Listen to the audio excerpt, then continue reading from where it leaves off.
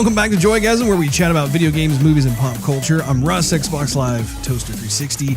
He is Steve, Xbox Live Stevavitch, and we answer the call of duty in episode 92 today, October 19th, 2018. We are going to jump right into our main topic of the day, which is the Call of Duty Black Ops 4, which just got released earlier this week.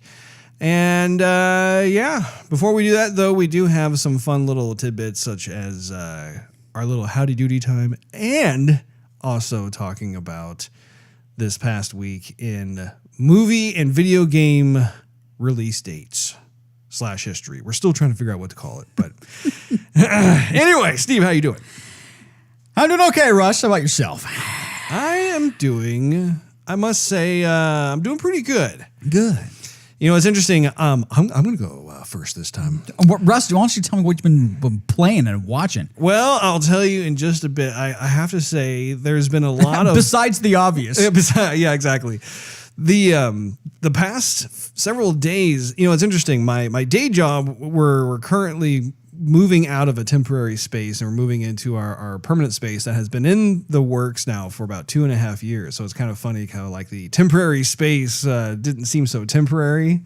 Initially, we were only supposed to be there for maybe 3 to 6 months. This is going to be our temporary forever living space. Yeah, exactly. So there's been a lot of housekeeping going on at the office. And in addition to that, as you well know, the pod that got filled up back in California got delivered as well. So you of course being the supportive, ever loving, hamburger, loyal meathead of a brother, came over to help me unload everything, and that was awesome. So thank you. Mm-hmm. It was very much appreciated. But I worked my glutes. But I gotta say though that all of the lifting and whatnot, I mean, as you well know, I'm not a very physically active man. It's something that I need to be able to improve upon. And as a result, my wrist is a little aggravated. I think there's some tendonitis, perhaps, something like that. I don't know if it's because I'm no longer in my 20s. I have no idea, but it's a little aggroed, if you know what I'm saying. So hopefully I'll be able to, maybe pop some pills and try and take the edge off, that sort of thing. But yeah, it's all up and down. It's from the wrist up to my elbow. But yeah, in terms of gaming and movies, I have not, it's been a while since I've watched a movie. I know it has. And actually, speaking of, we need to see that one movie. It's something like A Night at the El Royale or something like that. A Bad Night at the El Royale. I'm not exactly sure. Yeah. But I've had a few friends like highly recommend that we go check it out. And we've actually had some listeners request that we check it out because they want us to review it. And so that's something that's, I should think, would be put onto our bro date to watch list. We should. So I humbly agree. But in terms of gaming, though, I have been continuing my escapade through Forza Horizon 4, and then it continues to be a lot of fun. It's interesting to me how the seasons work, and I think that we kind of had this discovery recently where you reach a certain point in the game, and all of a sudden you get this kind of wristband, and then like the seasons actually stay as they are for a certain amount of days. About a week. Yeah, it's very different. I wanted to get your opinion on that just because I was thinking about it. It's like on the one hand, that's kind of cool because it's a server-based season change. It's not based on how many races you win or whatever. It's literally you're going to be in the winter time until this timer reaches 0, and then it'll switch to springtime and so on and so forth. But I don't know. For me, what's interesting about the snow, and that's where we are at currently right now, is the winter season in the game. And I have found that in Forza Horizon 3, I really loved Blizzard Mountain. And I think it's because they specifically designed that area to kind of play toward the kind of the snow dynamics. The snow rally. Because I don't think Blizzard Mountain actually exists in Australia. I think that was something that was completely fabricated from the team. But as a result, I mean, it was just a lot of fun. I had a lot of fun playing through Blizzard Mountain. But what's weird is that in Forza Horizon 4, as I'm playing through the snow, I mean, there are moments that I think are fun and that sort of thing. But as a general rule, I think it's probably my least favorite season out of the 4 seasons. I really love springtime. Love summertime. I think fall is cool too with the mud and slogging through everything. But the snow really, I find myself kind of going, okay, that was fun. I'm ready to return to spring already. Well, I think the drawback of it is where we had Blizzard Mountain. It was actually a blizzard. You had a ton of snow coming at you all the time, and even in the loading screen, I mean, it's just tons of powder flying your way. This seems like, okay, yes, it's winter, it's cold, but there's no blizzard. And they don't claim it to be a blizzard, but it would be nice if there was some wind or a heavier snowfall and not just everything covered in ice, which is kind of what it is. So yeah, it does give the impression that everything's really cold and really slippery, but that's about it. So there's a little bit of a drawback. It's not as exciting. Everything's just slick and slippery. That's true. It does have more of an icy feel to it as opposed to I'm in this fresh powder, slushy snow kind of thing. I mean, I don't mind the snow too much. I like driving. I like doing the rally races and the slipping and sliding and the drifting and whatnot. So I don't mind it. But yeah, I would say after a week of driving in the snow, I'd be ready for a season change for sure. Yeah. Now, the other thing that I thought was really cool, too, within the game is the whole convoy concept. I really did enjoy being able to race with you, on a team of sorts, through these different races. And I don't know if they had that as a feature in Horizon 3 or not. You could. You could? Okay. Because I don't think we ever exercised that in Horizon 3. Well, that's because we only have one copy of the game, Russ. That's very true. Yeah, I gotta buy one of my own. Definitely be worth your time. But I am glad that we're actually kind of exploring that particular feature because, for one, it's just great to have you in there racing, and it's cool because it's not like we're necessarily competing against each other. We're on the same team. We're trying to be. My understanding, anyway, is that if one of us gets first place, then the team collectively gets that, I think. I mean, I still will place in a different place. Like if you get first place and I get 8th place, I'm still going to get 8th place, but I'm curious as to how the spoils are distributed. I remember we did a showcase event once and I placed 3rd or something like that because it was 2 of us, and then whoever was racing against us, and in the computer, the dirt bikes or the train or whatever it was. And so I came in last, but it still gave me. Oh, and when I came in last, they were like, "Oh, I guess we could just back the train up and start this all over again." Or, they said something kind of off the wall. I was like, "Oh man, I got to do it again." But then it gave me credit for it and then it gave me more races, as if I placed first. So I don't know. I don't know. And I don't know if is it only when you get first place that they release more tracks? That's a good question. I'm not sure. Or perhaps first through third or... Yeah, I'm still kind of unclear on how that works. Yeah. Because I think they say different things the worst you place. I mean, the higher you place, first, you'd be like, oh, you did a great job. Oh, well, here you go. Here's some more stuff. Right, yeah. They sing your praises for sure when you get first place. Yeah, and then if you get third, you're like, oh, well, that was not terrible, but that's above average. All right, thanks. Feeling bad now.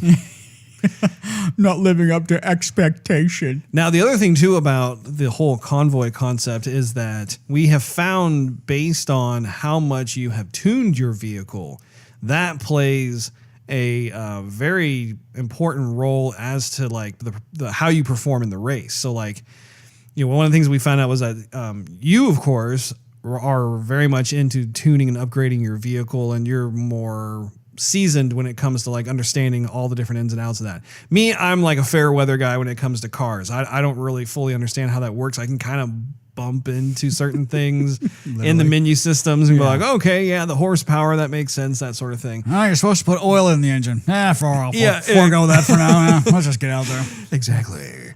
And what's interesting about our situation with the Convoy was like there were instances where you had a vehicle that was more tuned than mine, and so you were able to drive better handling, faster, that sort of thing. But then as a result, slam into the walls harder. Yeah, exactly. A lot of the Drivatars were also more tuned to be able to compete with you, and then they just left me in the dust. Like there were times where I came in almost dead last because I simply could not compete on that performance level. So it was funny because we started talking about like, okay, moving forward, we've got to make sure that like our tunings are pretty closely aligned in order to try and make this somewhat enjoyable, because otherwise one of us is going to get left in the dust, and it's probably going to be me because you do more of the tuning. But one thing that I'd hope they change is the checkpoints, because if you miss one checkpoint, your chances of placing anywhere redeemingly good in the race are next to nothing. That's true. And it won't let you proceed until you go back and do the checkpoint. So, I mean, you either take your entire convoy, regardless if it's 2 people or more, and start the entire race over and sit through all the loading screens, or drive back to where they want you to drive back. I mean, that's not going to be fun. I don't know. It's not terrible. It's not horrible, but there are definitely consequences to missing those markers, though. I mean, they penalize you pretty hardcore on that whole thing. And it's interesting, too, because when you're in a convoy, you really can't use the whole like reverse time backup button thing. And so once again, that's also a problem because you back up as a player, but the rest of the Drivatars and anyone else in your convoy continues racing along. So it's a dire consequence. And the thing is, the game conditions you to do it when you're racing solo. And so you think, oh, I messed up there, I'll just rewind and do it over again. And then you're like, oh, crap, I'm like 15 minutes behind everybody now. Yeah. It's pretty crazy. So yeah, I mean, I think overall it's been fun. I've been enjoying like purchasing every time there's a new like property that's available for sale. It's just really funny because you can't actually go into the houses, but it's just nice to be able to park your car in the front yard and be able to enjoy kind of like the little view that they have there for you. And it's cool too to be able to check out those houses like during the different seasons, because they actually do look distinctly different depending on what season it is. Right. So that's fun. And I've been doing some sightseeing too with like the little like, I don't know what they call like little beauty Polaroids or whatever, but it's like where you can pull over to the side of the road and just kind of stare at kind of a landmark or something. They have some brief description and whatnot. One thing that I liked about Forza Horizon 3 that I've yet to see in this one or here is if you select a vehicle, a Ford or a Lamborghini or Ferrari or something, and you let the car kind of spin around, the camera kind of goes around slowly around the vehicle. And if you did nothing, then the options you had up on the screen would go away, and it would almost be a screensaver. And then you would hear your mechanic buddy chime in and say, oh, here's like 1 minute's worth of history on the car specifically, or the motor company. So you're like, oh, that's kind of cool. I heard about, Ferrari's beginnings. I heard a little bit about the E-Type Jag or something like that. I'm being a car guy, I love that stuff. And I haven't let the game just kind of play on and see if that actually happens. Mm-hmm. But when you go to your barn finds every now and then, the same guy in Forza Horizon 3 would say, oh, you know what? And he would start talking about how cool the car was back in the 70s or the 60s or something. And in this one, they kind of just go, oh, well, this is cool. This car was made, I wasn't born yet. I'll get it back to the shop and repair it for you. Like, oh, that's it. I have to also just chime in here and talk about how much harder it is to find the barns in this game. In Horizon 3, like I had a pretty easy time finding it. I would just kind of joyride around and I'd see one. But in this one, they've really ratcheted up the difficulty to be able to find these barns. And really, I don't think I have found a single barn by just driving around. I've had to park my car and really rely on the drone to Right. be able to fly around, and then all of a sudden you'll find it, and luckily it will place a marker on your little world map. Yeah. To be able to find it, but man, it's really difficult for me to find it. Have you been having that kind of issue too? Yeah, I definitely have. Basically, well, in the wintertime, everything just looks white. So it doesn't matter where Yeah. you go. You're like, oh, the trees look white. The ground looks white. The sky looks kind of white. Everything has snow on it. Yeah. And so that makes it excessively difficult. But yeah, sometimes I'll have to use my drone because I'll eventually run into enough trees and rocks and whatever. And I'll get tired of it. And I have to use my drone, and then I'll end up just zigzagging back and forth, like all the way front, all the way right, all the way left, all the way right, all the way left, all the way Yeah. right. And I'm like, oh, there it is. Yeah. So I have also been enjoying just my steady collection of just acquiring a car here, a car there, that sort of thing. And there was that one supercar that I got that you were able to identify right away. And I guess its legendary status is probably my fastest car I have in there. And I got to say, it is fun to be able to just drive on the roads with a supercar like that and have it have the handling that it does and the speed at which you are driving. I mean, they have really nailed kind of the joyride aspect of those cars when you're able to just hit the road and just you're just feeling all the corners, and you're feeling like just the inertia of everything. It's just, I mean, it is a lot of fun. I really do love that series. that's the Pagani. You have the Pagani. Is that what it is? Yeah. Yeah, it's a lot of fun. Pagani used to work for Lamborghini, Russ, just so you know. But the engine is Mercedes AMG. Really? And they don't try and hide it either. I mean, that's right out there in the It's open. a hybrid of sorts, huh? Yeah. See, I have no idea. Not Anyway. whatsoever. It makes the world more of an enlightening place to be able to find out stuff like that. If you go into the Forza Vista, which is like when you can look all around the car and you can actually get in the car. If you turn the car on, which is it's real subtle, but if you turn the car on and you accelerate just to hear how the car sounds, you'll notice the camera shifts a little bit, like to the corner, or it shakes. And Forza Horizon 3, it didn't do that. But some of these higher powered motors, even if you were to actually sit in the car and give it a good rev, like, it's the floor rev to the red line, right? The car would just kind of not bend a little bit, but with the engine cranking over, the car buckles slightly. Really? Yeah. I'll have to pay attention to that next time. But yeah, I think that's pretty much like the main game that I have been playing. I mean, it has been a lot of fun to play. I know I'm going to be putting more time into it.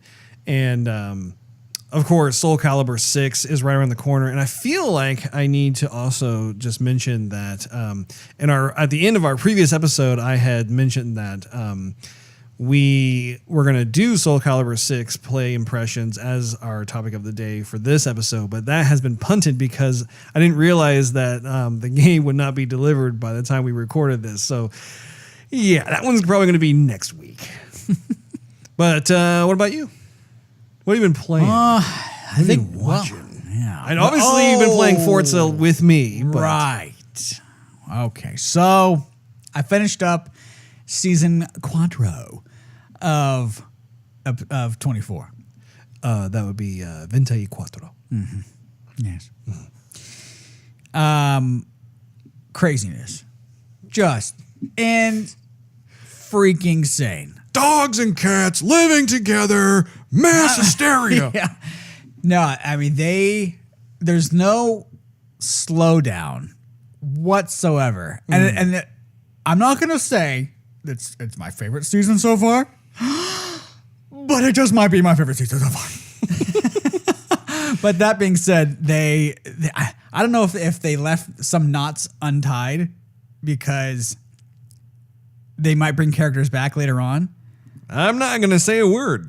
But I kind of want to Google it. Like, what happened to this person? Like, I thought they got kidnapped, and what happened? You know, and the bad guy got caught, but what happened to this other person? So I'm like, I don't know. Well, that's good, Steve. I like it. Anything else? Well, let's see. The last movie I haven't finished it yet. I'll finish it, probably tomorrow. But I got the movie Fences with Mr. Denzel.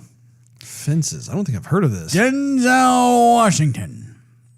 Fences? When did this come Fences. It was earlier this year sometime. It was kind of an underrated movie, and I thought, I like Denzel Washington. I'll pick that one up. Love me some Denzel. Yeah. He's got a ton of dialogue. Like there's some long shots of him just going blah, blah, blah, blah, blah, blah, blah, blah, blah, just talking and talking and talking. And that's a lot of lines to memorize in one take. What's the synopsis? Well, he's basically a middle-aged father who was raised real old school and trying to get along with his married-in family, who's real new school, and I don't know, just kind of dealing with stuff with life his own way. I don't know. It's kind of it's not real exciting. It's kind of a drama, but yeah, I don't want to say like soap opera drama, but that's kind of what comes to mind. But man, no, he can act for sure. He can indeed. That's a man I enjoy watching on screen. That's for sure. Any other games though, aside from, I know you've been forcing it up with me, but right. Well, yeah, just Overwatch. Still trying to collect as much as I can collect. I love the Halloween season in Overwatch. Yes, and I am so guilty because I have not actually played any of this season's Overwatch Halloween special, and I've got to do that before it's too late. I know I have a few, maybe only 2 weeks left. Yes. So I think it ends October 31st, right? Yeah. Yeah, I need to get in there. Maybe either this weekend. No, I can't. I'm going to be gone this weekend. Maybe next week I'll be able to do it. But see, on top of that, Red Dead Redemption 2 is going to be released on October 26th, if I'm not mistaken. Oh, GameStop better call me. Yeah, I reserved it. I'm telling you, that game is going to occupy a very big swath of my time by the time. Babe, go to bed. I'll be upstairs playing cowboy. Just spend some quality time with my horse. And my traps. Okay, well, let's segue into a bit of the What are we segueing into? It's I guess we're gonna call it the week of movie and video game release dates. Just this week. This week in movies and video games. Does that sound better? It rolls off the tongue a little easier. Well, it's kind of like their birthday of sorts, Russ. They're turning 25, 30, whatever on this day in the past. Okay. Well, take it away, Steve.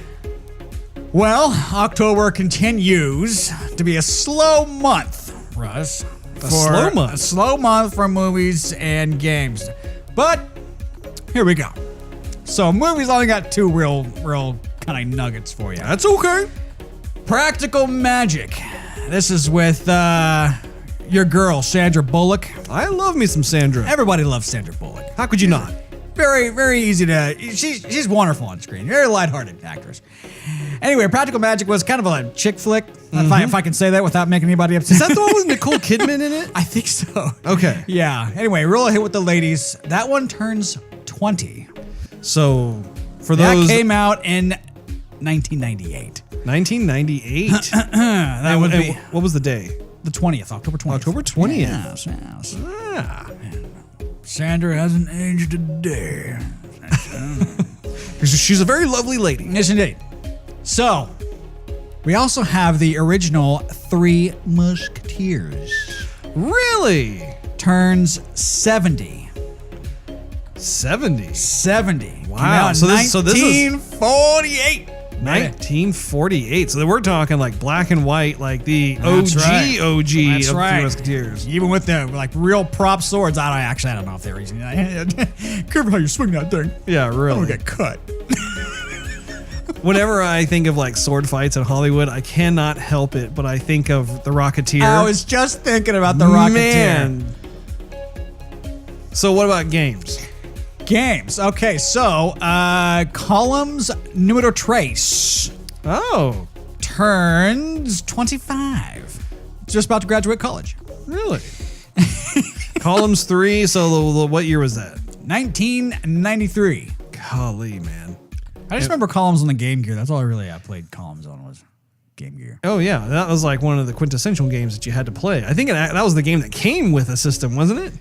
Yeah, Columns came with the Game Gear.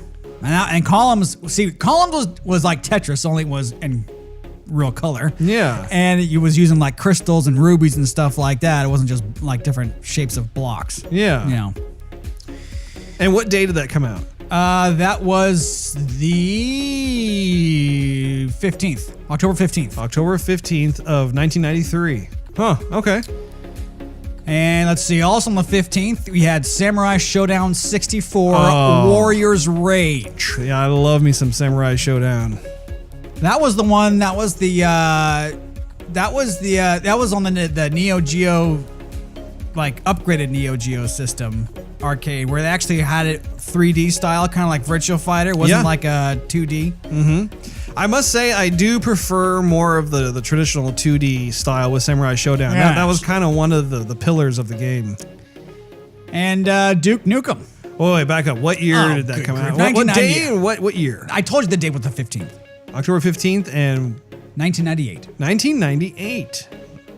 So that'll be, it turns 20. 20. Also on the 15th, Duke Nukem. Which one? The first one? Time to Kill. Okay. I don't know which one that was. There's tons of Duke Nukems. I only played one Duke Nukem, and I was like, I'm Duke Nukem out. I'm gonna done. But anyway, a lot of people like Duke and I nuked him. Yeah. Oh, jeez. Same day, Max Payne 2. Now what year? 15 came out in 2003. No, but what about Duke Nukem? What year? 1998. Okay, I'm sorry. 1998, and then the new one was 1990. No, 2003 is Max 2003. Payne. I'm sorry. Continue, Steve. Still October the 15th of 2003. Max Payne. A lot of October 15th. And let's see. Also on the 15th, Star Wars Rogue Squadron 3. Oh my gosh. Now, I never played that one. I was curious if you did, because that was out on the GameCube. I never had the GameCube. I did. That was a very fun game. Now on the 16th of 1993, which would make this game 25 today, Rebel Assault. Oh my gosh. That was another classic way back in the day. I remember a buddy of ours had it on PC and was like, yeah, I got Rebel Assault. You guys don't. And then it came, like, I looked it up on like Electronics Boutique or something like that. I'm like, oh, it's available for Sega CD. He's like, you got it? I'm like, yeah, Sega CD, buddy. I remember the controls were so bad with controlling the ships, but like the graphics for the time were so amazing. Right. Like, we're gonna force our way through it. Yeah. The ship just kind of shuffled through like asteroids and stuff. You're like, I can't maneuver. Oh man. But it was almost like a combination of full motion video and like pre-rendered cinematics at the same time, so your control of anything was very limited. Basically, like just shooting was you all. Well, it was like it was on the rails, but like your ship, like in order to like you would like tell it to like kind of veer to the right, but like it was kind of meandering that way, like it was like really loosey goosey.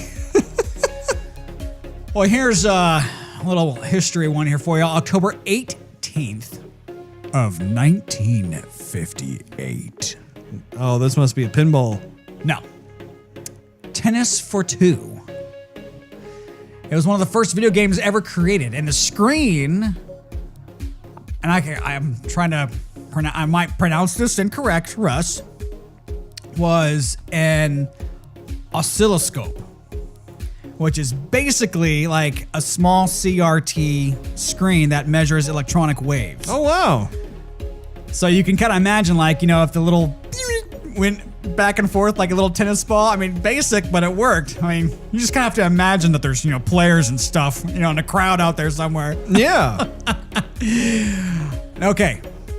October 19th, 1993, Cliffhanger. Oh my gosh! Was this one for the Sega CD or was it for all consoles? No, it was for Sega CD and something else like the Commodore or something like that. Because they did come out with like a Sega Genesis version, a Super Nintendo version of that game, but I don't think they came out with the Super Nintendo. Well, yeah, I played it for a Super NES. It was different than that one was the graphics weren't as good because they couldn't do like all the different motion graphics that they did on the Sega CD. Well, the Sega CD, like you actually had like real grainy clips from the movie, right? And we were like, "Oh man, that's so cool." Let's see, October 20th, 1998. Body Harvest for the Nintendo 64. Why does that sound so familiar? Because it was by Rockstar Games, and they're basically it had nothing to do with GTA, but this game, I think to my recollection, they're basically using the engine of this game before they made GTA and hoped. Well, no, I'm getting that. I'm not saying it right, but what GTA is today is from this game. Really? Yes. And then lastly, Russ, you weren't very big on this, but I was. The snowboarding game SSX, as in like Stevavitch X-Ray, turns 15 as of 2003. You know, my favorite SSX game was SSX Tricky. Yeah, I know that. I loved that game. In fact, I was really surprised that they did not continue down that path because it was just bursting with personality and all kinds of like these outlandish characters that were actually really fun to like get them to do these amazing acrobatic feats and hear what they had to say as a result. The third one was the game where you can actually tackle this entire mountain. And before, there was tracks and stuff. Like you could go down and do a race of sorts. But you could actually free roam down specific mountains where there was no like obstacles. You would jump off rocks. You would jump off, like tree trunks and stuff like that. But you were way high altitude, so sometimes you'd go off this big jump and you would just fly and fly and fly forever. You're like, oh man, I can see trees way out there. Can you imagine like what a next generation version of SSX Tricky would be like, given like the graphics fidelity of today and tomorrow? I mean, I think that would be so fun if they were to actually revisit that. Yeah, well, there was a snowboarding game that was out recently. I'm trying to remember what it was called. It was out earlier this year. I think it was called Steep. Okay. And it wasn't SSX, but it was more of like a regular snowboarding title. You can still jump and do tricks and go fast and on your snowboard and whatnot, but it wasn't as flamboyant, I guess. I don't know. But I still want to pick that one up. It got okay reviews. I think it was, if you look on the Microsoft store, it's got about a 3-star on it. Well, thank you for going through the different release dates. I get a kick out of that. I love like being able to listen to just which titles got released, whether they're movies or games from the days past. I think next week there's going to be some more stuff out if I looked at some stuff right.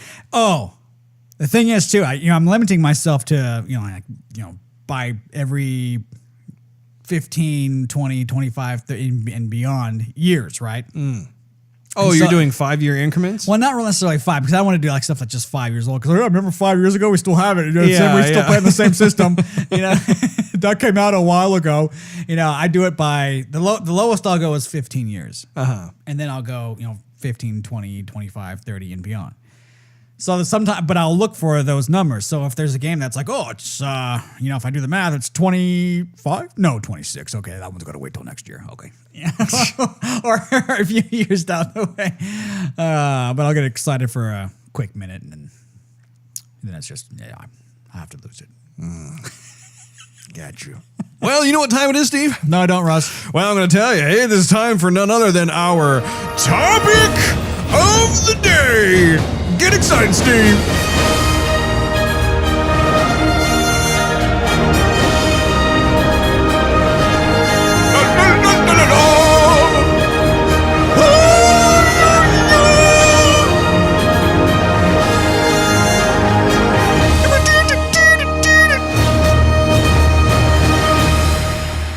Our topic of the day is Call of Duty Black Ops 4.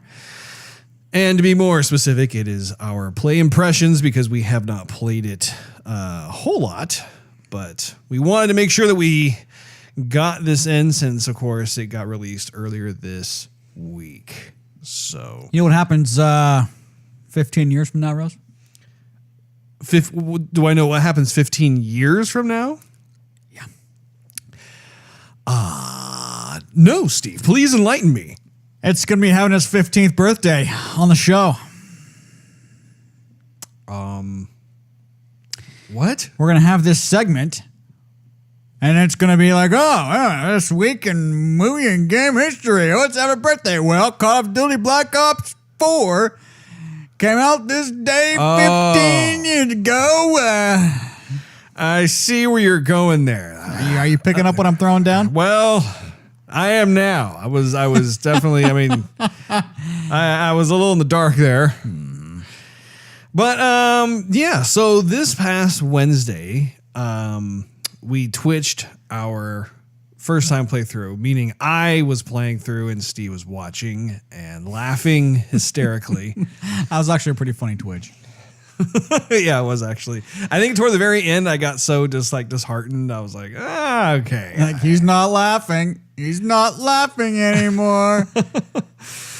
So I was playing it for a couple of hours and was going through just really briefly the various game modes, which this game has quite a bit. I ended up buying the kind of the ultimate edition. I don't know what they call it, the deluxe something or other, but The expensive one. yeah, the expensive one. It's like $130 or something like that. And then Steve ended up playing it the following day at Mikasa. And was able to get, like, you got some zombie time in and then also played some heist. So Some death time, basically. Some cannon fodder time. Some easy target. Here I am, coming. See how quickly you can shoot me time. yeah, exactly. I have a number of thoughts on this game. I guess the easiest thing to start off with is the graphics. What's interesting is that when the game first loads, you have this actually really cool kind of frozen in time pose of one of the characters, one of the specialists. And the graphics just look really nice. And the camera cuts to different perspectives and parts of this character that's frozen in time. And that looks like just a really nice kind of first impression. And I was playing with kind of starting the game, exiting the game, launching the game, that sort of thing. They actually have different characters, different specialists that will populate that particular portion of the game, which is cool because it's just as a randomizer. It's not like you're seeing the same dude who's kind of in that same kind of squatty pose or whatever it is that he's in there. And it gives a chance for each of the character models to shine. Having said that, though, the graphics throughout the game is kind of a mixed bag for me.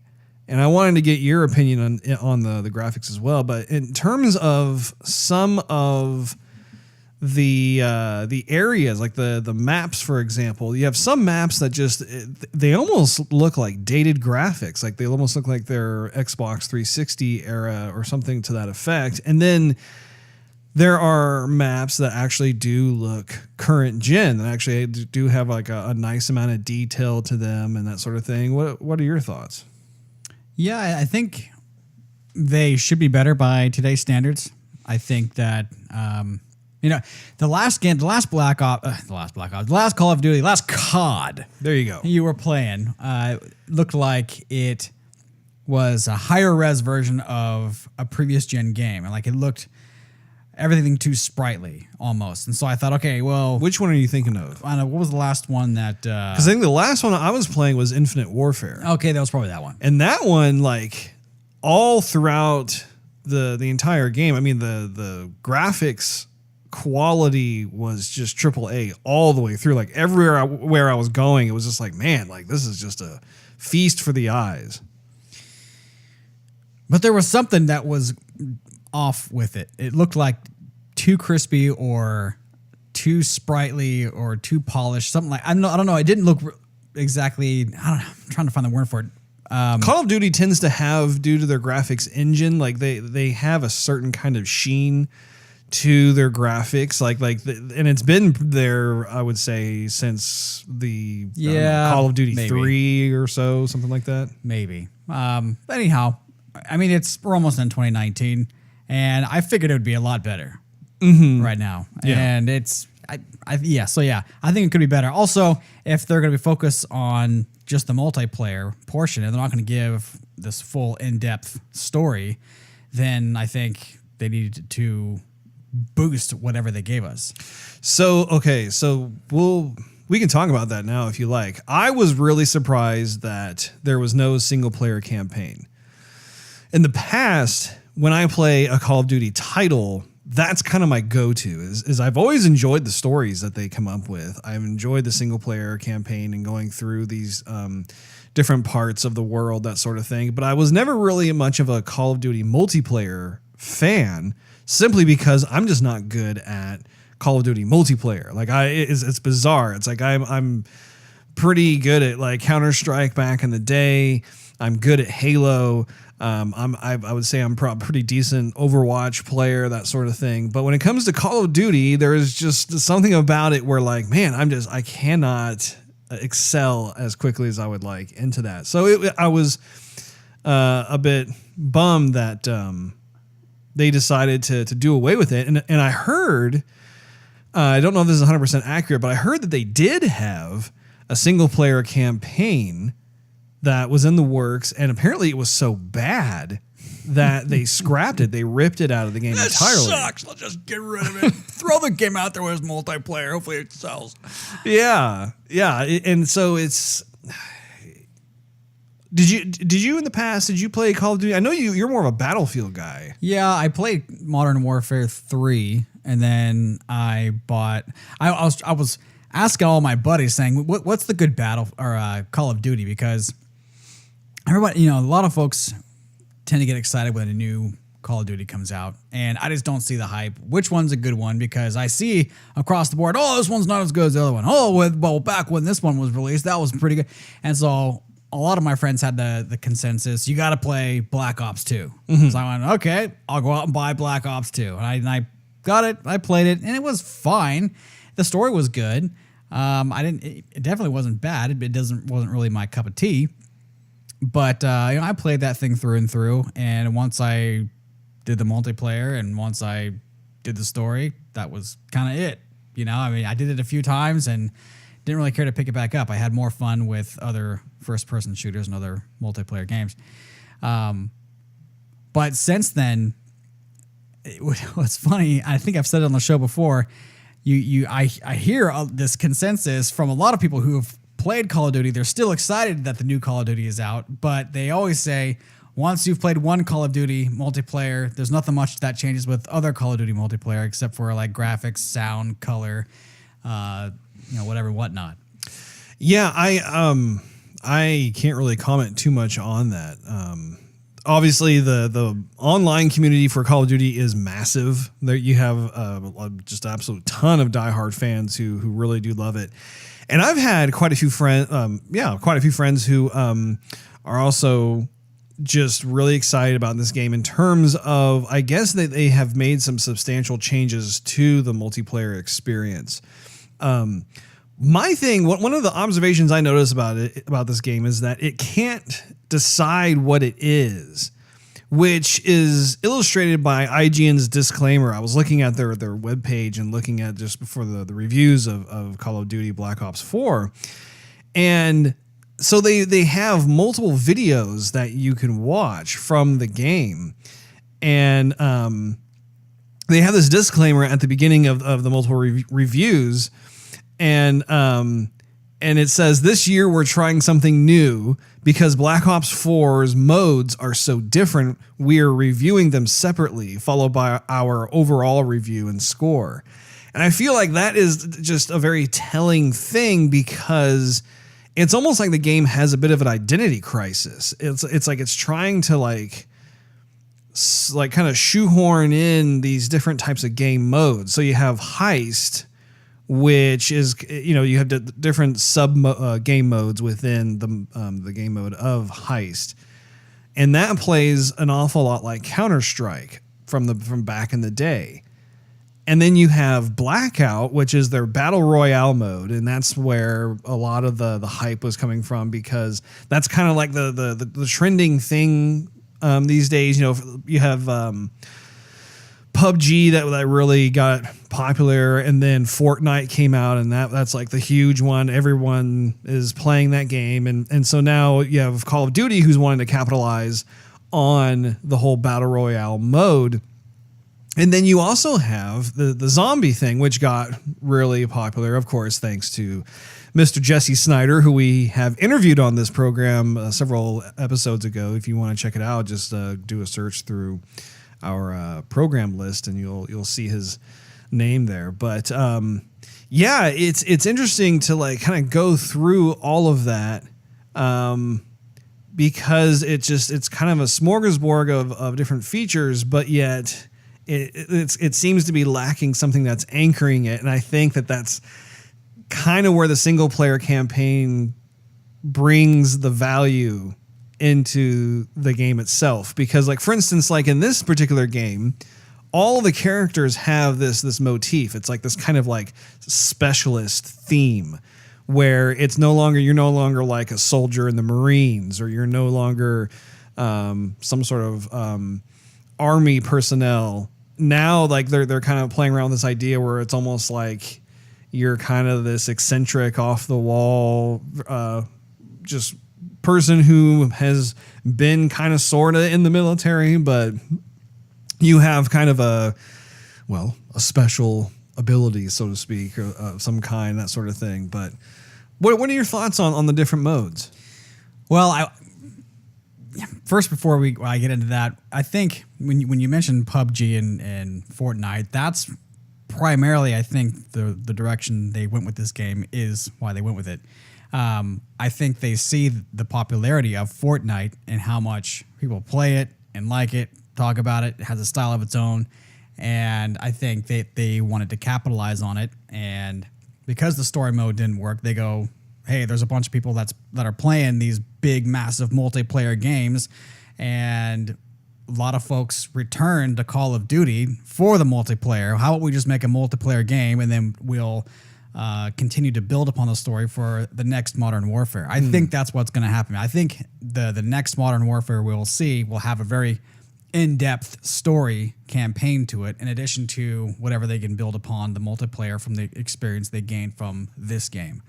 I'm not sure, that's a theory, but to completely, if they've had a campaign mode, the entire being of Call of Duty, and then they just all of a sudden up and leave it when no one was complaining about the stories to begin with, I think it's a kind of a big move. It's kind of a ballsy move. Well, it goes back and forth a bit, because there are people who I've talked to that they actually don't even play the single player campaign. They just go right into the multiplayer, because that's what they love to do. But then you also have a significant amount of people who are like myself, where like they only play the game to play the single player campaign, and that's it. Once they're done with that, then they'll either replay through it, or they'll just move on to the next game. You do have a certain percentage of people who will enjoy both sides of it, and that's great. But I do think that there has been kind of a running dialogue just within the last couple of years where people are questioning the validity of having some kind of single player experience.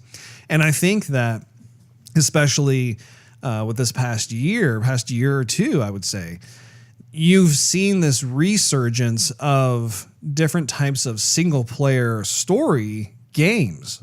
And, whether it's God of War or it's Horizon Zero Dawn or it's Spider-Man, you have just these AAA, game experiences that actually with those, they have no multiplayer experience whatsoever, but it very much reinforces the notion that people want to be told a story. They really enjoy having this kind of interactive world that they get to participate in. And I don't know, it's interesting to see how they are going to move forward with this, because there are multiple developers too that work within the world of Call of Duty. So you have Treyarch, which did the Black Ops game. You also have Infinity Ward, which is, they worked on Call of Duty Infinite Warfare was their last one. And I believe there's a third developer, and it's escaping me for them. Sledgehammer Games. And they work on some of the Call of Duty titles too. So I'm curious to see, like, perhaps maybe there'd be one of them that decides that they're going to take more of a standalone multiplayer approach versus some of the others that think, well, we're still going to honor the single player campaign. I, for one, hope that they make a return to that, because to me, it's just, it does feel like there has been kind of a void that's left in the game itself. And there has been kind of a trend with this sort of thing. I mean, we've talked about this in the past, where Overwatch, for example, doesn't have a single player campaign. It's a multiplayer only type of experience. But what's interesting is that the way that it's set up, it is successful in terms of it being kind of more of that just online kind of platform. But you can tell that they understand the importance of having a single player campaign, just judging from their cinematics, just because you got to have backstory for your characters. And this is something that I fully believe in, is that anytime you introduce a roster of new characters, I, as a gamer, want to form some kind of bond with that character. I want to know what the purpose is of that character. Why am I spending my time being this character? If it's just to meet up and do these things and battle and stuff, well, I mean, there's a certain amount of enjoyment that's there, but at the same time, that's, if you were to look at like Halo, for example, that's why people love Master Chief, because you took control of Master Chief. You went on this amazing adventure with him, and you were able to emerge and survive on the other side, and then continue on from there. I think that if it was just a bunch of random Space Marines fighting each other in an online multiplayer experience only game, that then you're only going to be looking at it from that viewpoint, but you're not going to have necessarily the dedication, fervor that like people have when they think of Master Chief. Right. I think you're correct, Russ. What will be kind of cool to see is, like, for example, the last Infinity War that you were playing. Mm-hmm. If you could play through levels of that, not just with two people, 2-player, 2 Marine, but like if you could play with 8 people, for example, I think that would be big, because you're not limited to just the arenas for multiplayer, but you could play any level. And there was tons of levels in that game. Which one? And the last Call of Duty you played. Oh, Infinity War. Yeah. Yeah, I never really got into any of the online multiplayer stuff. I played through the story. I love the story. Right. But so what I was saying is, so if you took a different format of the multiplayer and you said, okay, you guys can go play multiplayer in these other arenas, that's fine. But if you want to continue the story and play through the levels with 8 people, small army style, and strategize with your microphones or whatnot, I mean, to me, that would be... Oh, it'd be great. Pretty fun. And that's something that COD has not done in the past. I mean, like if you think about the single player experiences, I mean, it's yourself. You're going through and you're seeing different folks. But I totally agree. I would love to be able to have 4 to 8 of my buddies be able to join me via online and play through some kind of single player. Well, I keep saying single player, but some kind of story campaign. I think that would be a very gratifying experience to play through in a COD game. Now, one of the things I wanted to talk about is the UI design of this game. And this is something that you and I have been talking about as we were playing through for the first time, that sort of thing. So I'm not sure if I mentioned this on Joygasm, but my day job is that I am a UI designer. I do a lot of UI design, motion graphics, that sort of thing. And I've done so through different channels, both in the gaming industry as well as in the corporate industries, that sort of thing. So I always pay special attention to see how things are laid out, see what the flow is of the various front ends of the game, as well as like the HUD and that sort of thing. I've got to say that the front end of Black Ops 4 is horrible. It doesn't provide the player with enough information. So if you're new to the world of COD, or even if you've played some of the previous titles, you may struggle with trying to figure out what to do and how to do it. To give you an example, I finally discovered that backstories do exist in the game of these characters, but you have to select the Specialist HQ window. And that's how they title it, is just Specialist HQ, which is a smaller window compared to the other three windows of Heist, Blackout, and Zombies or whatever. And so once you select Specialist HQ, then you have to select Dossier, and then you have to select Backstory Video to access it. In order to view the other characters, you must click on Specialists and choose a character, but then press the B button to return to the selected character's profile, which acts as their backstory screen. That, and it's easier to be able to see that. Like if you own the game, you know what I'm talking about. Where essentially, like, in order to try and gain access, you select one of the characters. You see this little kind of like yellow cursor icon that appears in the upper right-hand corner of the thumbnail window of the character of interest. You would think that, like, just when you make a commitment, you press the A button on there, it will then take you to that character's dossier/backstory screen. Why do I have to exit out, go back to the previous screen in order to see it? Because instead, if I were to press A or press the humongous continue button on there, the game assumes that I want to start playing the game.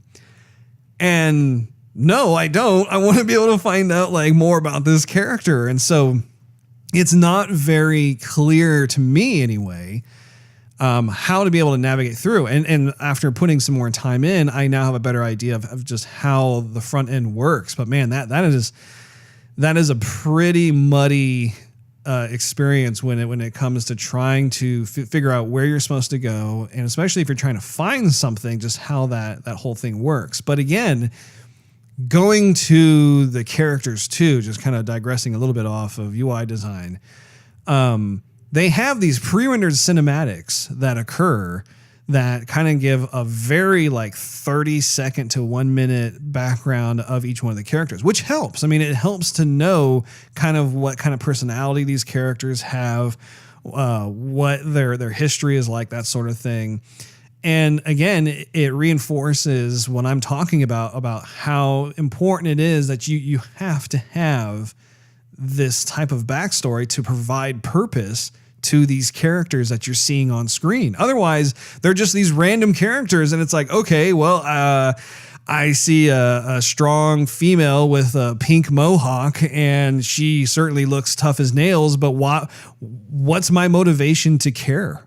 Why do I care about her? Well, because you have to have a backstory. You have to have, purpose in that.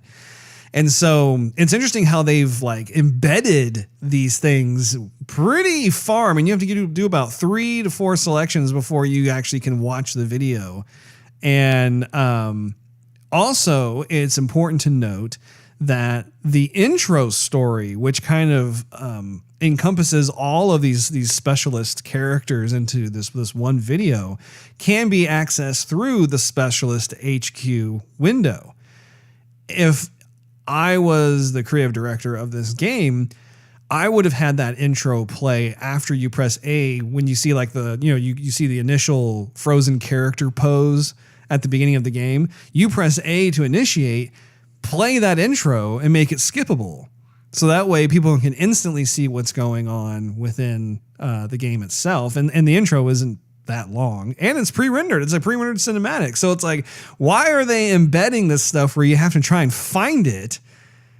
I mean, it would act as a tool of discovery for first-time gamers to be able to come in and be able to understand just what kind of world the developers have created. What are your thoughts? I think there's a big crowd that actually doesn't care about pre-rendered cinematics. That's true. Actually. So I think... Very good point. If people want to see it and they want take time with the game, they'll stumble on it and they'll think it's pretty cool. I think the Call of Duty crowd loves the game and has been wanting this massive multiplayer battle royale for a while, and they got it, and that's all they really want to do with it. Right. I don't think they really, honestly, I really don't think they care about the personality of the characters. They just care about bragging rights of how good their aim is. Pretty Sure. much. I mean, if you think about it, no one's really talking about, if we asked our good old friend Brad about his trip to Comic-Con, how many people has he seen dressed up as Call of Duty players? Yeah, probably next to nothing. Probably next to nothing, but you guys see a lot of people dressing up as Overwatch characters. You got people dressed up as Walking Dead characters, stuff like that. So, that's not to disregard Call of Duty, but there's this big disconnect of, I don't care about personality per se in my character. I care about bragging rights. And those are all very good points. And I think that the main reason why is because traditionally speaking, Call of Duty games, like I said earlier, are based on these kind of soldier marine type of characters that, they're not as flamboyant as, say, Junkrat from Overwatch or Diva or anything like that. Like Overwatch has intentionally created characters that are these larger than life, quirky, just oozing personality. And so as a result, like you're gonna spur on your fan base to want to have fun dressing up as them if they go to Comic-Con or cosplay or whatever it is. But if they were to do that with Call of Duty, I mean, essentially you would look like someone from the military. So it doesn't really encourage that sort of thing. But I think you make a very good point. I think that there are a few people who don't care about the cinematics. They just want to get in and play the game. And I think it also brings back just fun memories of when I would play Counter-Strike way back in the day, back in the late 90s, early 2000s. And because that game certainly didn't have any kind of like story campaign, whatever. You just log online and then you'd play teams against each other. You plant the bomb, you try and disarm the bomb, or free for all, or whatever it is. And it was just a lot of fun because the game mechanics were so solid. It was just really fun and addicting to play. And I think that that's what they're going for with this particular game. Now moving over to Heist. Heist is probably my favorite game type that I've played so far. And again, this whole topic of the day is based on our playthrough impressions in terms of us just playing it for a couple of hours. So my opinion and Steve's opinion may change a bit in the future as we are able to get more time with the game. But I really did enjoy Heist just because, once again, it brought me back to kind of the Counter-Strike days.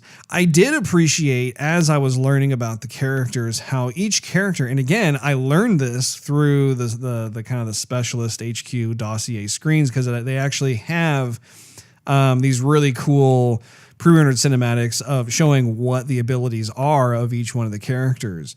And so what I think is really cool about the game, this is one of the big marks I give it, is I like the idea of having specialists, especially in a military sense, because when you have these different types of abilities, it's like they kind of are similar to Overwatch in the sense that, each character has a couple of different abilities that are exclusive to each character, and they're able to execute that. And you have kind of a balancing of sorts throughout the game that goes on.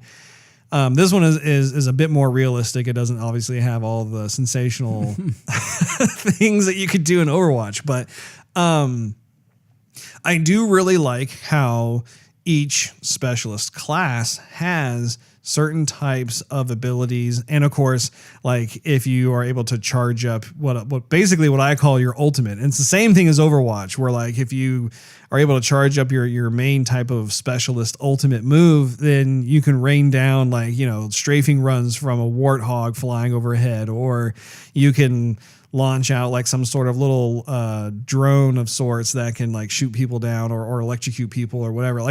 And again, this is not a bad thing. I'm not poo-pooing this at all. I think it's great that they have it in Call of Duty because it's almost like we get to see how that type of game mechanic can work in the world of Call of Duty. And I think they were successful. I think it does work really well. And I think the controls are really tight as well. I think that like playing through, if I'm able to connect and shoot with somebody, it feels tight to me. It feels like I really do like the type of feedback I get when I make successful hits with the bullets. And like I said, I think that some of the maps, and again, I have not seen all the maps, but I do think that there are certain maps out there that just they do look really inspired. What do you think, Steve?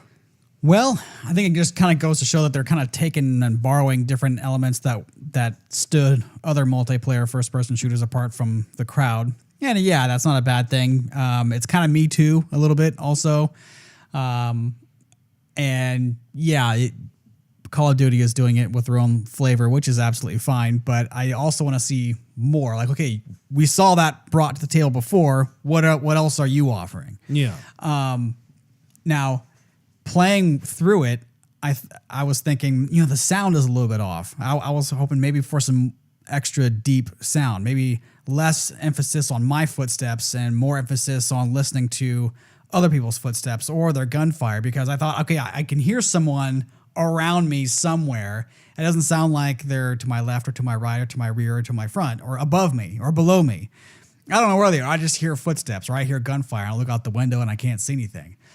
So, I mean, if they offered like maybe different lighting effects or different sounds to really give you that illusion of, okay, I can hear someone from, if they're sprinting and they're running across a metal platform, I can hear that in the distance and I know pretty much where that person is. As it stands, you see the fire of the gun, but there's no extra lighting effects and your footsteps are the loudest footsteps. So I was picking up on that and I thought, if multiplayer is all we have, what else can you emphasize within the game itself beyond just multiplayer and some ultimates and specialists and whatnot? What are your thoughts on the heist game mode? I mean, it's going to be your Slayer, and pretty much. I mean, it's fine. And again, we only played the free for all. Like there are, I think, like between 6 and 8 different sub modes in there, and so I'm wanting to actually try out all those different types of modes because I think there might be certain ones that I gravitate towards. And I think they are pushing the team strategy. I mean, that's why you have your specialists, because they do certain things very well. They could block gunfire. They can set up perimeters. And again, that is kind of a distant cousin or relative of Overwatch. Overwatch has characters that specialize. I mean, they honestly are specialists in certain capacities. And again, I think it's cool that they're able to bring that into the world of Call of Duty and have it be, skinned and tweaked, in terms of the gameplay to be able to fit in the world. And I do think that they were successful in doing that. The one thing they will probably have the same struggles with is people actually using their microphones to communicate, because when stuff's happening and people are dropping, are you going to follow the guy with the shield? Or are you going to have the dude set up a perimeter and have everybody be within the perimeter or outside the perimeter? I mean, what are you going to do? And that's going to be difficult, because if you have two people speaking to each other in party chat and they go off and do their own thing, and you're the guy who is not like your main firing squad, he's just going to be left there for, target practice. Right. So it'd be interesting to see how the community starts to react to that, because, if you're trying to figure out what to do on other games like Sea of Thieves, for example, like lower the sails, and no one's lowering the sails, like, okay, I'll do everything on the ship. Right. Okay, my bad. Or an Overwatch, when you're Reinhardt and you're going, okay, I have the shield, everyone get behind me, and no one gets behind you. So you're like, why am I Reinhardt? Exactly.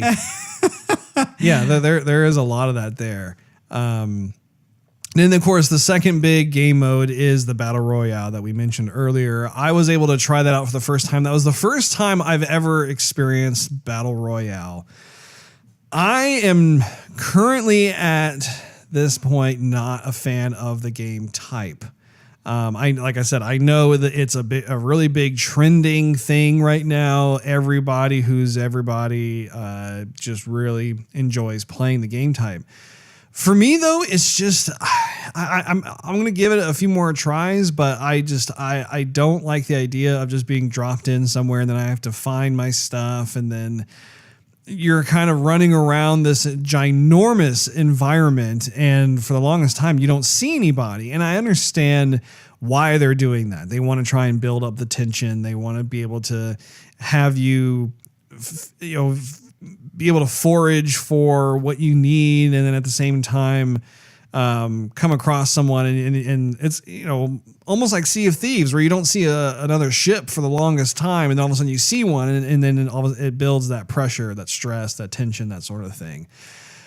And I think that that's pretty cool, but at the same time when you die, that's it. Like there are no kind of coming back of sorts in this type of mode. And again, I understand that's kind of the totality of Battle Royale is like you have one life and that's it. And when you die, then you're watching the people who are still alive battle it out. The problem is that becomes very boring in my opinion, because now I'm not playing the game. I'm just sitting there staring at people doing their thing. And maybe it's one thing. I'm so lonely.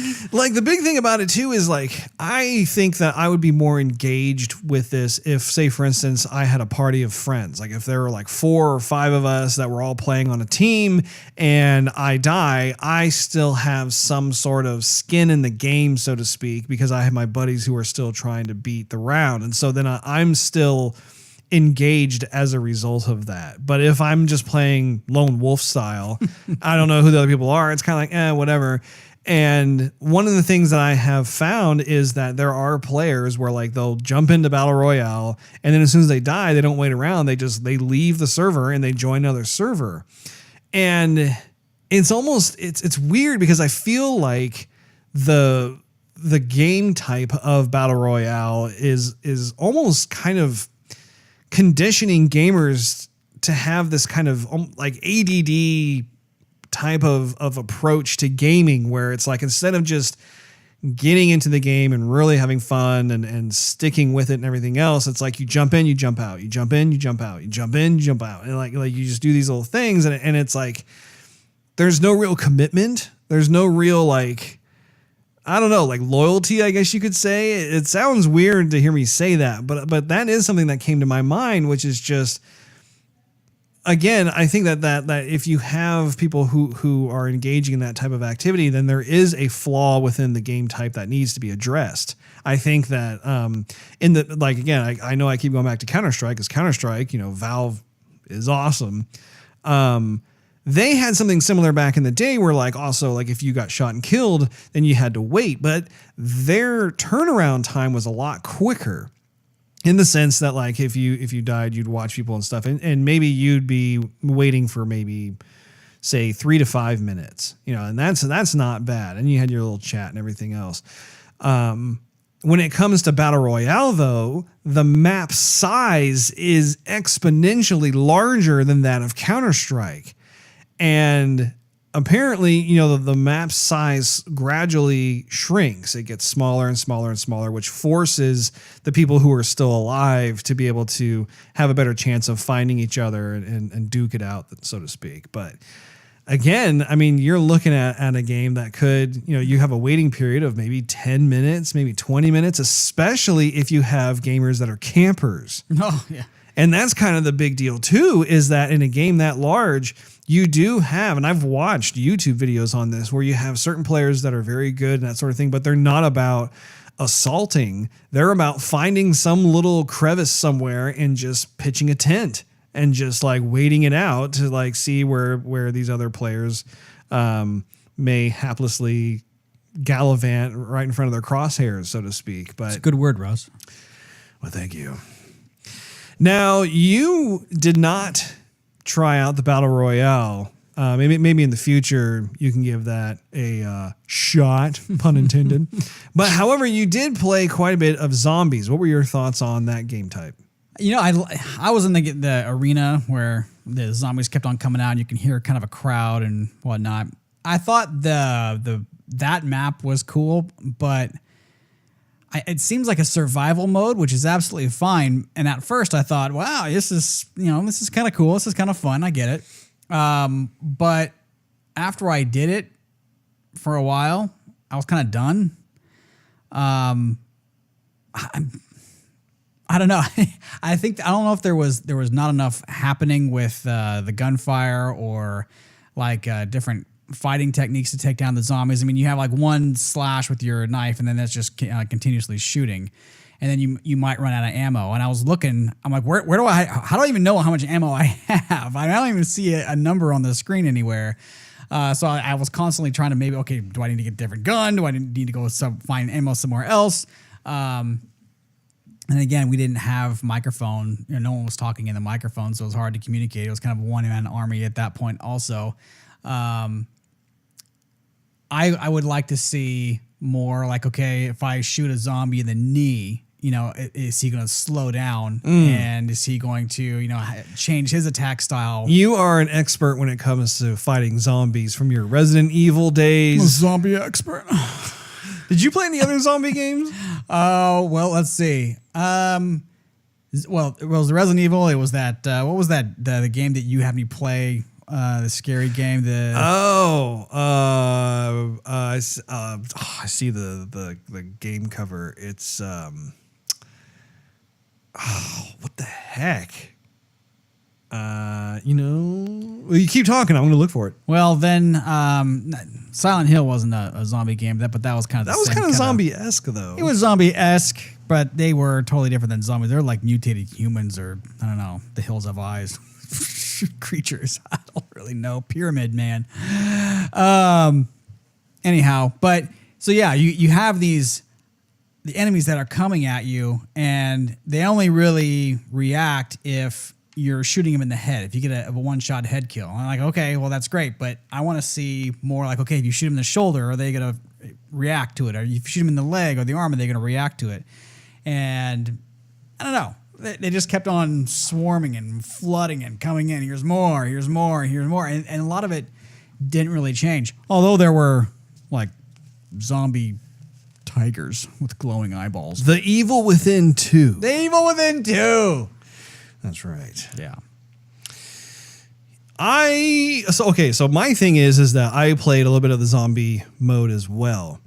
One of my all-time favorite like zombie survival type of games, Left 4 Dead.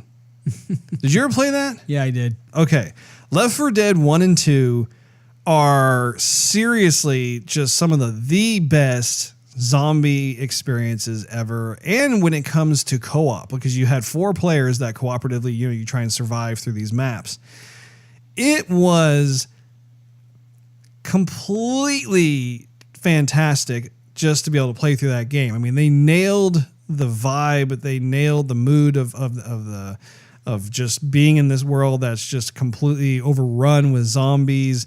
The way that the swarms would come in, you're trying to fight them off, and you had different characters that again had certain abilities, and you had to leverage those in order to survive as a group. Not only that, but also the way that you engaged combat with the zombies in Left 4 Dead, it just felt right. I don't know how to really describe it, but it seems like in this game, when you're fighting the zombies, it just the way that the gun is shooting and the bullets are connecting with the zombies, the way the zombies react to the impact of getting hit, that sort of thing, it just feels kind of disconnected to me. Yeah.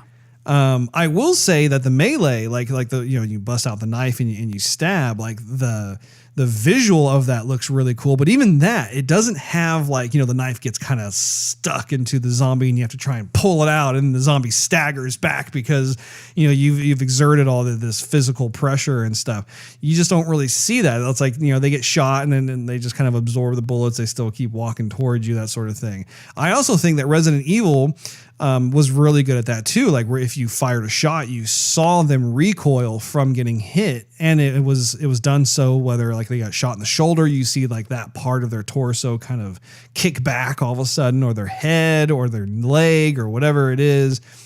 I think I just wanted to see a bit more of that type of response as you battle the zombies in the game. But I do like how they've taken kind of these different worlds. And, you know, it's weird. I'm kind of conflicted now that I think about it, because on the one hand, it's like they're taking this totally off the wall approach to the zombie mode where like you could, like in your case, you were in some sort of like Roman-esque Colosseum, and it seemed like you had different types of corridors and stuff. Yeah, corridors, and then the characters that everyone played seemed to be from different time periods. Yeah, and different parts of the world.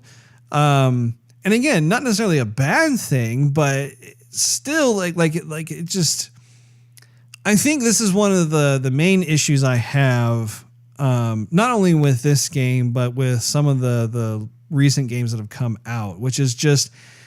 They cram anything and everything into the game, and so anything goes in terms of the art direction. Like you, like the game itself is Call of Duty Black Ops 4, and the part of that makes the most amount of sense are the specialists. And so you want to be able to play, like for instance, for me, I want to be able to play through a story with those specialists, so that way I can enjoy getting to know who they are, what their motivations are, what their purpose is, that sort of thing. But we don't have that. And then we do have the heist mode, which is cool. Like you can at that point have fun with the characters and their abilities. Then you go into battle royale mode, and it's kind of a free for all thing. And then the zombie thing, it's not even a specialist centric thing at all. It's like you have these different characters. Like when I was playing, I was on some kind of like pirate ship of sorts or something like that, and there were different types of characters that looked more kind of old world, fantastical in design, that sort of thing. And it's almost like the game has an identity crisis. Yeah, I mean, well, if you think about Black Ops, like those are like specialized military operations that are off the books, right? You know, kind of covert. But there are no military operations and missions in the game at all, like whatsoever. So, I mean, I don't even know why they called it Black Ops. I mean, I think in the past they actually did have story campaigns that you could play through. Yeah, of course. That's where they started. Correct. But why are they calling this one Black Ops 4 when there are no ops? Oh, it's just branding. It's just marketing. They know that the people recognize what the game name is. And like I said earlier, they actually had some sort of like campaign in the works, and apparently it was just awful, so they ripped it out of the game. Yeah, I'm just thinking they probably should have named it something else, because, you know, if you have operations and missions and you play the game and there is no operations and missions, it's just multiplayer fiesta, then I don't know. It seems kind of misleading. I don't want to say misleading, but kind of. Yeah, no, I understand. On a more positive side of things, though, I do feel like the character voices are good. Like all the characters from all the game modes, really. It doesn't matter if you're playing as one of the specialists or if you're in zombie mode and you're playing as some sort of significant figure from history or whatever. Like all the voices are great. Do you like what you had to? Yeah, it was what I heard was fine, but it was kind of random. And so I play with it with somebody, and then someone had some British accent. Oh, jolly good show. I'm like, what? What did that person say? Well, are they wrong? What?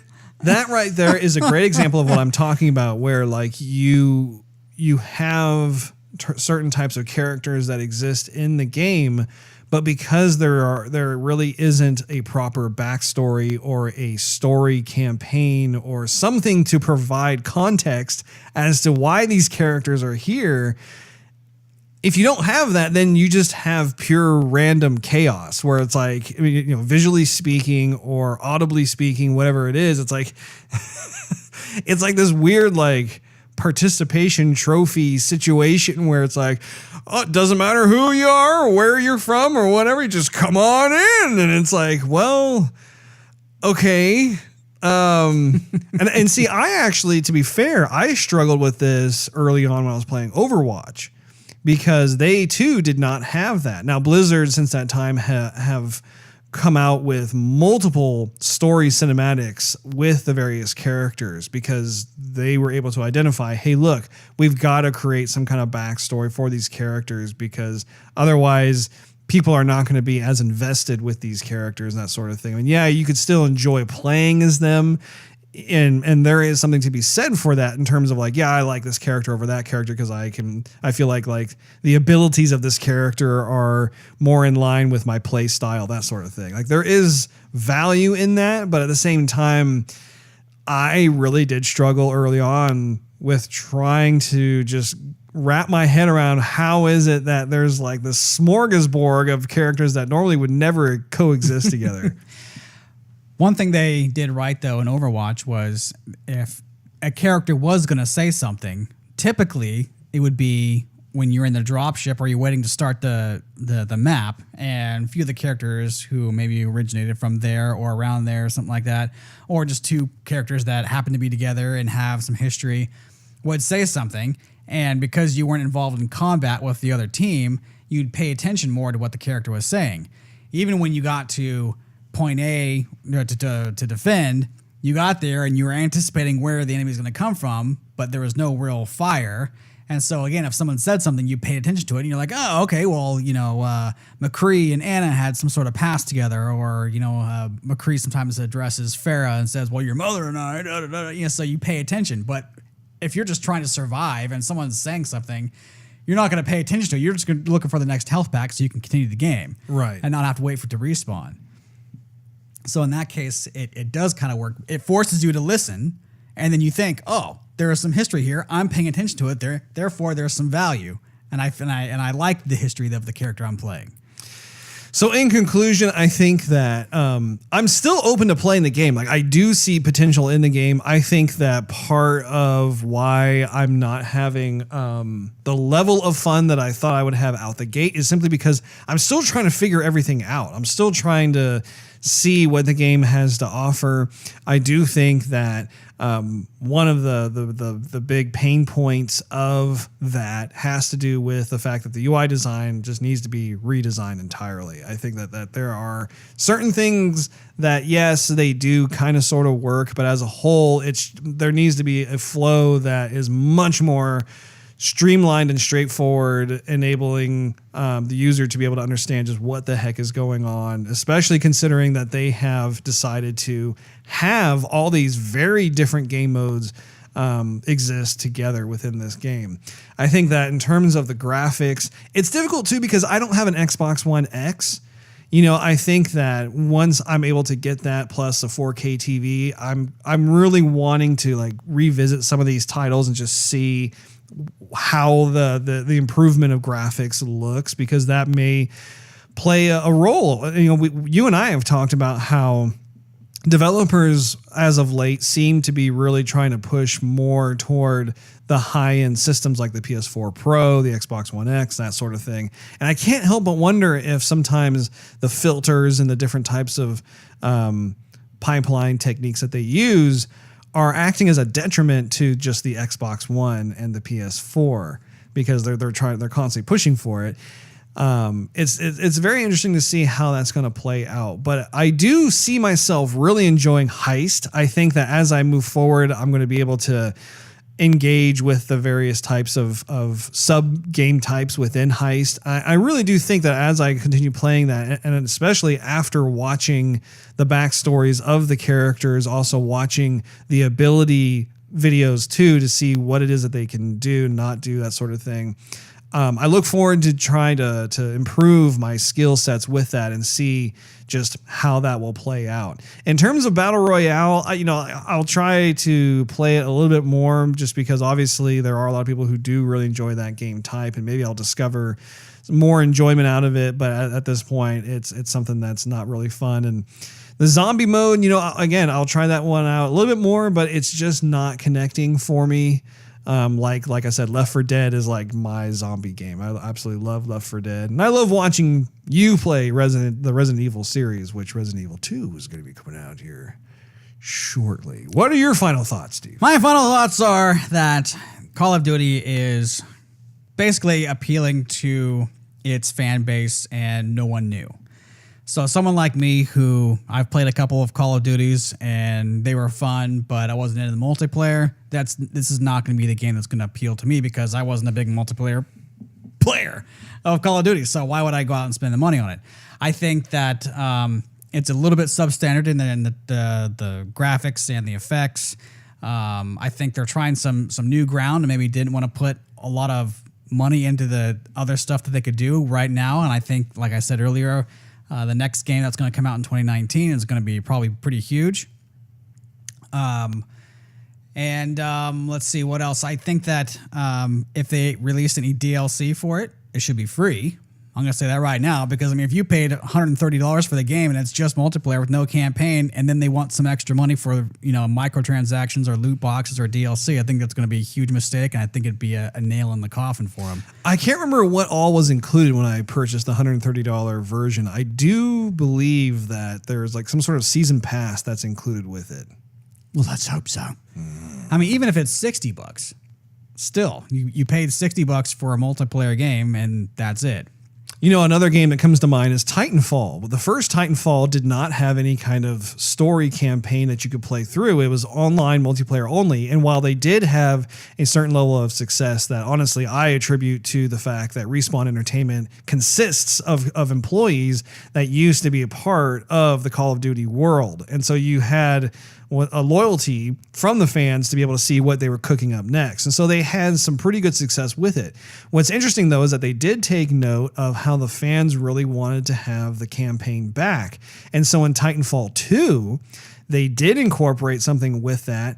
And I've been playing through Titanfall 2 here and there. And I got to say, now I have a much more appreciation for the world of Titanfall because of the story. And it encourages and really motivates me to want to play more of like the multiplayer maps and that sort of thing because of just kind of, once again, it's just having that history with the characters for me personally that I really enjoy. It's almost like the first Titanfall was a little bit ahead of its time. Like if it came out around now or like last year, for example, when we started getting these just multiplayer only games and then Titanfall comes out and it's another multiplayer game and they're not advertising any kind of story mode to it and people think, oh, it's like Fortnite, it's like Overwatch, except we have huge entire mechs and we're in cities and we could, I mean, that's to me sounds like a pretty cool multiplayer game, but they didn't advertise it that way. They said, oh yeah, here, this is what you can do. And everyone thought awesome story and multiplayer is included. And then it was vice versa. Yeah. And even when I think back, way back to like 2010, I was working for a company where we were making Brave Arms, which was this 3D first person shooter for Facebook. You can go onto Facebook. It was free to play. You had microtransactions. And again, I think it was ahead of its time because the gaming community just was not conditioned or prepared to be able to accept kind of the approach of the game. But I mean, the whole premise is very close to that of like what you see with like Overwatch and some of these other games, not necessarily on the level of production value.